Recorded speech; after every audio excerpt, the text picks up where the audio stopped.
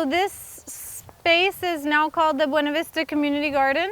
It's had a long but short history, so it's a couple of years old. This lot was a lot that was abandoned for over 60 years, owned by the city of Pomona, was originally slated to be a street, and so it was never developed. And we have some quite old native walnuts in the back that fortunately were never cut down, so we have some mature trees here on site. This site was advocated for by a group of folks who were wanting to build a garden, and actually we had acquired a different piece of land that became part of a legal controversy, and so we asked the city if we could have this lot instead, and they agreed. I think you heard in Lynn's presentation there was like a community-led design that developed like this like undulating path through, like envisioned a pond, a gathering space in the center, which one day will maybe have a fire pit or a stage, or maybe those ideas will never materialize. Composting in the front, composting toilet that the city agreed for us to have, much to our disbelief that they agreed for it. Shade structures with picnic tables for gathering, and there's a couple spaces in the back for additional structures that haven't been built yet. An outdoor kitchen, like a little like seed lending library space, and it's unclear whether those spaces will be developed. In the front fence line you see like a hole, and the intention there is to build another earth building structure that is intended to be a community tool lending library, with half of the building sort of outwardly facing, with doors and like codes where people could borrow tools from the site that would always be available to the public, and the back half being a shed that's kind of oriented for the tools for composting. Right now that doesn't exist yet, so the composting tools are shared with the farming tools in that shed over there. How we built up this site was really, really silty, dusty soil. We took a soil test, so we'll be able to do like pre-test, post-test on the effects of the work that was done here. But we brought in a lot of loads of wood chips and spread them over the land, and in the areas where you see growing, we did a lasagna mulching technique. So we brought in horse stable bedding and more wood chips and soil that was made at Amy's farm. We've been building compost here for almost 2 years. It started really slowly with just a few bins from the farmer's market and like 1 or 2 people composting here when there was absolutely nothing at all. We just were like, we're gonna start composting because we have access to the space. And then eventually that compost became ready at the time that we were building out the bed, so we also added our compost that we had built on site to the compost that was donated from Amy's farm. There's some organization of like more intensive cultivation beds here, like a little native plant area, a food forest area, and more intensive production, a little keyhole design, and a pond in the back. And the composting toilet. So you'll notice that we dug out a little swale here. We got a little sink, which is really beautiful. The soil on site is very clay, and so we basically just dig out the soil from the swale and sift it and mix it with water and straw to build the base kind of cob building mixture. The roof is a palm frond roof that's been kind of woven together. It's not 100% waterproof, but it's better than having a completely open roof, so helps reduce the rainfall that's coming through. So we covered the insides and the outsides with the cob, and now we're working on a finishing layer, technically called like an earthen plaster. And we've been doing that with, we've been testing out different mixes, and we've been working with a cow manure and prickly pear mix. And so the cob is very rough and more of a structural kind of material. and it has a lot of cracks in it. We also did some decorative features and stuff. But the plaster is very smooth, and you'll see if you look at the other side where the sun symbol is and the panel next to it with the window, you can see that the texture is very smooth. There's very little cracks in it, and so it's more weatherproof and kind of helps to protect the cob structure so that it can be maintained for longer. Is there a frame or like a skeleton for the cob, or is it just like piled up? So there's a wooden frame for the structure, which was all kind of salvaged wood and pallets. And our friend specializes in natural building, and he held a couple workshops for us here. And he designed this hexagonal structure, essentially. So it's a hexagon shape, and the roof is also a hexagonal structure. It's kind of hard to see, but if you go in and look up, it has like a 6-pointed star shape at the top of the roof. It was more easy to see before we put in the palm thatch, but you can check that out. So yeah, it's all salvaged wood, salvaged like chain link around that wood frame, and then cob on top of that. So I'm just gonna take a moment to walk you through what is happening in this compost area so it's more easy to visualize. So typically what happens is when the food waste arrives, we come through this gate. Currently most of the waste is bike hauled here. So this trailer just rolled up with some food waste. Canister on the back, so it usually has maybe 6 to 9 boxes on the top. We tend to overload our bicycle, which is really not something that you should do, and we've been trying to add more bicycles and more trailers to our fleet in order to keep up with the amount that we've been diverting. Anyway, so we come through this driveway, usually drop off the bins either to the side if we're not able to process them right away. So we left food waste here last Sunday so that we would have it available for this workshop. So it's kind of stored over there. Sometimes we bring it closer to the area where we're building the pile so that it's more easy to weigh and we don't have to carry it as far. You're good. So then in terms of general flow and site design, like near your entrance, you would love to have a spot where you can weigh in your materials. So that spot's generally over here for us. Then we carry the bins to the area where we build the pile. This area is organized with new piles along this axis. The city required us to have the composting 15 feet from the fence line. And we were able to convince them that that should only apply to new composting. So that's why we've organized our composting rotating this way. So the new piles are built here on the outside to comply with that requirement. And then as this row fills up, then we rotate them over into the center aisle. And then when we do a second turn, we rotate it over to the third aisle. And that's the finished compost on the end, which is ready to be distributed into the garden. The composting area is currently managed by Food Cycle Collective, and we're coming once a month. This space is not rented. This space is given to us by the city of Pomona. We do pay our own water bill and all of our expenses, but we do not pay rent for land. This project was originally funded through an environmental justice grant provided by the Cal EPA. So this site had a $50,000 development grant that paid for the infrastructure and also a lot of community-oriented education and outreach. Beyond that, we applied to Patagonia and have received 2 $10,000 awards from Patagonia to support this site. We received a $1,000 private donation, and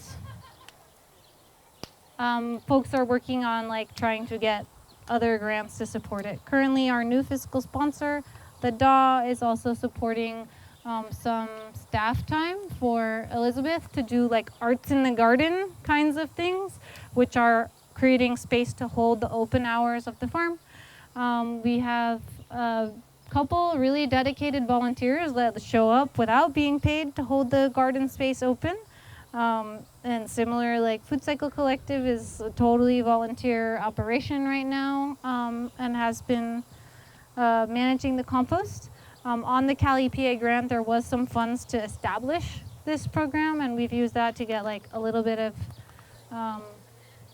infrastructure, our scale, and a few other items.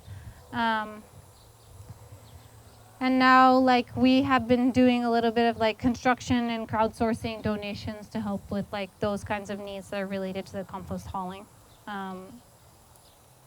But a cart, for example, like this, well, this particular cart was donated to us by LA Compost. They didn't use it anymore. They had two that they didn't use, so they came to us. And we recently have built pretty much from scratch, welded together from metal.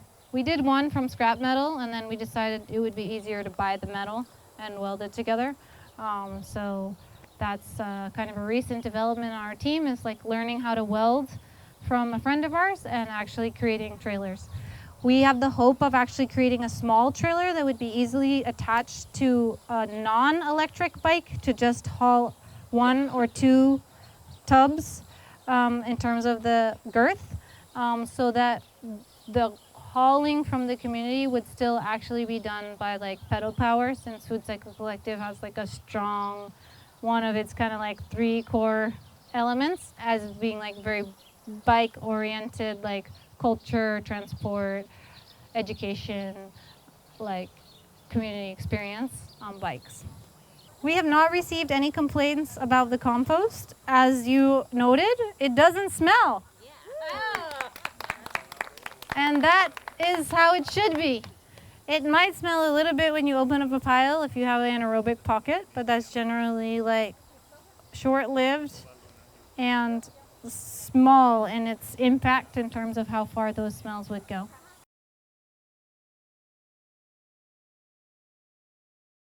So we have a Dymo scale. The reason why we have this scale is because there's a really active community composting platform that's nationwide, which y'all be eligible to join if you're becoming super duper community composters. They recommend this scale because they said they had it for 5 years, used by 16 to 22-year-olds in all forms of weather, and it still works. We have experienced it to be a great scale and appreciate using it. Why are we putting this brick on top? We're putting this brick on top because we realized when we were weighing heavy brewery waste tubs that the tub was actually sitting on the ground and we were not getting accurate weights on our brewery tub. And then we realized that over time, well, since we're already at this spot, can you put it down on the scale? Yeah. Come on, girl. If you have big and strong human beings, this is the way to deal with large vessels. Carry them between 2 people. If you don't, you need to rotate it on the ground. 179 pounds. And what you don't see is Ellie's pulling up on our Google form, our data entry system. Inside our form, we have an option where we say, where did the waste come from? Where it was being composted? How did it get there? What kind of bin it's in? And any other notes. Yeah, so now we're gonna weigh the rest of them. And the best way is to do it in teams and then call out the weight. 94. Go that way? No, go that way, because you'll get out of the way. You can just take it over to where the pile is. That one's more heavy. Dude, Damn. 25. Good thing our scale has a 450-pound weight limit. Wow. 293. Hey, good job. Wow. As I said, the typical technique would not be that technique. If you are a bunch of people who are small and not people training to be Olympic weightlifters, then you would get a bin and you would take the things out into the bin. And I often do that at Suchi when I'm carrying on my van, but they were there with their forklifts and just put it on. And I was in a hurry, so I accepted that. That's like phase 1. Keep in mind we didn't weigh everything, but let's pretend that we did. Then we would be, yay, ready to build the pile.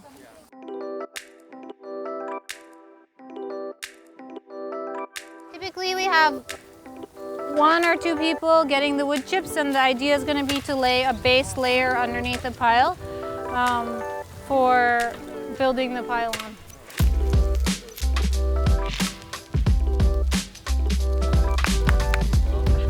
Carry that barrel.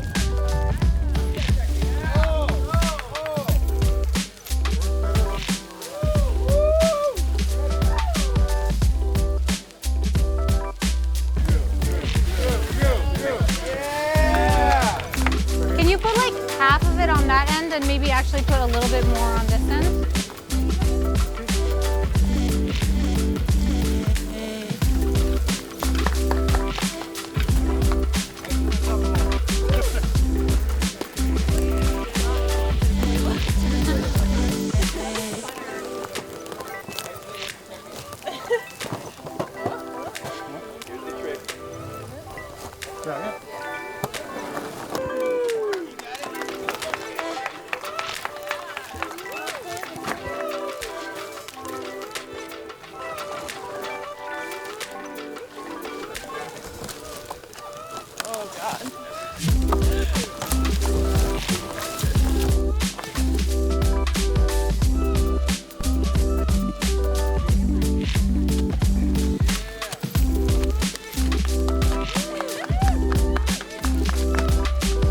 Yeah, this is from Suchi Food Pantry in San Dimas. They're actually going to be starting a community composting program on the Cal Recycle grant, so we won't have to transport their waste to this site. They'll compost on site. And that's similar to our other pantry partner. We hope to develop the 2 empty lots eventually nearby them and have them compost within a few feet of where they're actually generating the waste. So what's happening right now is that we're actually slicing the onions. We do find that onions tend to not break down that easily, especially when you have a whole bunch of them right next to each other. This is especially important for certain kinds of vegetables. Bananas are also ones that won't break down very easily when the whole banana is thrown into the pile. Nopales don't break down very easily when the whole thing is put into the pile. Jackfruits, watermelon, squash, these are all things that you want to potentially chop up a little bit to improve the decomposition.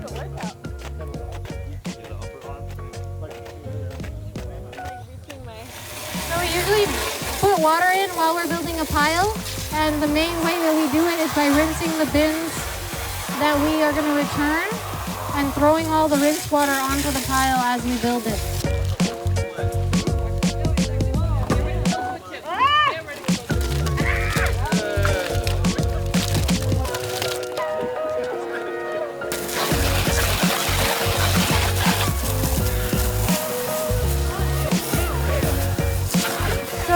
In our protocol, we usually add first our layer of wood chips, then our layer of food waste.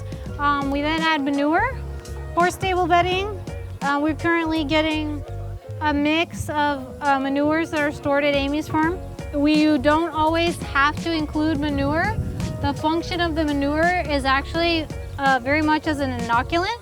So it's adding microbes that are very effective at breaking down food waste to the pile. This is horse stable bedding, so it has a significant amount of carbon in it as well. It has retained nitrogen from like urine, as well as like several microorganisms in the fecal matter that comes from the herbivores' guts. So we particularly recommend manure that comes from herbivores, goats, rabbits, horses, cows, as the ideal manure to be adding to your compost pile. One layer has 3 items: food waste, manure, and wood chips. And the ratio there is about 2 parts food waste, 1 part manure, and 2 parts wood chips.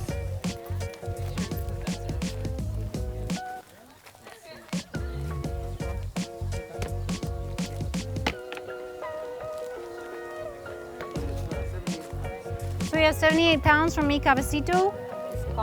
Coffee grounds. Yeah, this whole section is bicycle.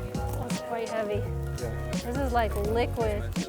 115.5 pounds. I think this is our biggest baby bin.